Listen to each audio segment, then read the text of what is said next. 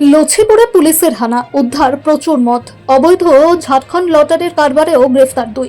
রাজ্যের মুখ্যমন্ত্রী শুভেন্দু অধিকারীর নির্দেশে অবৈধ মদের ঠেক, মাদক ও অন্যান্য বেআইনি কারবারের বিরুদ্ধে রাজ্য জুড়ে চলা বিশেষ অভিযানের অংশ হিসেবে কুলটি থানার নিয়ামতপুর ফাঁড়ির পুলিশ লছিপুর এলাকায় ব্যাপক অভিযান চালায়। অভিযানে লছিপুর এলাকা থেকে প্রচুর পরিমাণ দেশীয় ও বিদেশি মদ উদ্ধার করা হয়।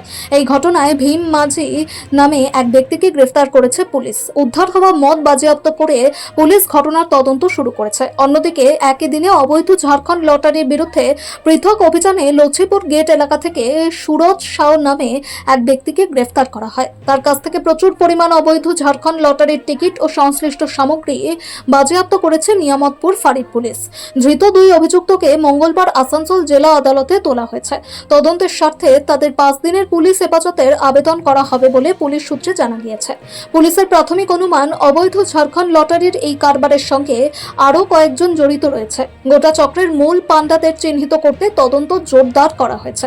পাশাপাশি এলাকায় অবৈধ মদ, মাদক ও অন্যান্য বেআইনি ব্যবসার বিরুদ্ধে পুলিশের বিশেষ অভিযান আগামী দিনেও অব্যাহত থাকবে বলে পুলিশ সূত্রে জানানো হয়েছে।